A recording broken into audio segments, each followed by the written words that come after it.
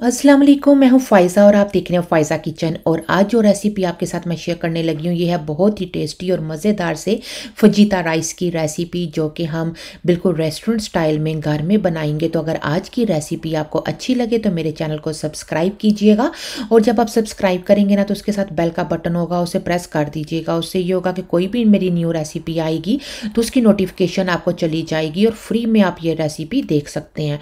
तो चलिए मैं जल्दी से फजीता राइस की रेसिपी आपके साथ शेयर करती हूँ। तो फजीता राइस बनाने के लिए मैंने 2 कप चावल लिए हैं और चावलों को मैंने आधे घंटे के लिए भिगो के रख दिया था। उसके बाद मैंने पानी डाल के चावलों को नमक डाल के मैंने बॉईल कर लिया है। और साथ में शिमला मिर्च का मैं इस्तेमाल कर रही हूँ, तो ऑरेंज, रेड और ग्रीन शिमला मिर्च का मैं इस्तेमाल कर रही हूँ। अगर आपके पास सिर्फ सब्ज शिमला मिर्च है तो बेशक आप वो इस्तेमाल कर लें। और साथ में लहसुन जाएगा 1 टेबल स्पून, और प्याज जाएगा आपके टेस्ट के मुताबिक आप प्याज डालें।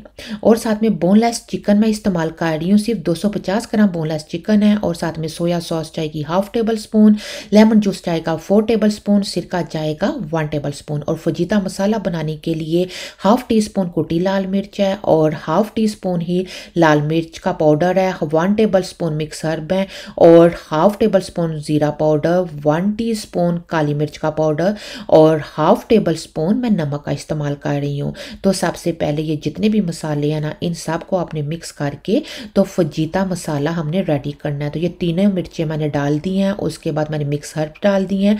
अगर आपके पास मिक्स हर्ब्स नहीं है ना तो आप ओरिगेनो का भी इस्तेमाल कर सकते हैं। और उसके बाद ज़ीरा पाउडर और नमक डाल के मिक्स करके तो ये हमारा झटपट से फजीता मसाला रेडी हो गया। तो ये 1/2 टेबल स्पून फजीता मसाला मैंने चिकन के ऊपर डाला है, और उसके बाद सिरका और लेमन जूस डाल के आपने चिकन को मिक्स करके 15 मिनट के लिए आपने चिकन को मैरिनेट करने के लिए रख देना है।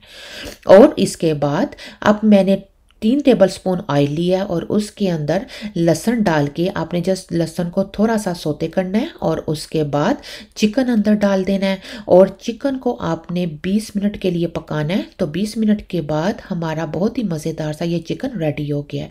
और उसके बाद आपने अंदर प्याज डाल देना है।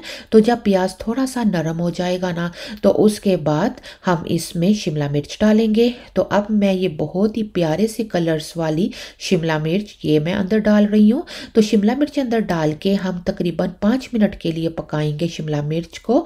और उसके बाद ये जो फजीता मसाला है ना ये हम अंदर डाल देंगे। तो आप अपने टेस्ट के मुताबिक फजीता मसाला कम या ज़्यादा कर सकते हैं। और उसके बाद इसमें सोया सॉस जाएगी। तो जब आपने शिमला मिर्च अंदर डालनी है ना तो ऊपर से ढक्कन ही देना, ताकि शिमला मिर्च जो है वो यानी कि ढीली ना पड़ जाए, इसलिए।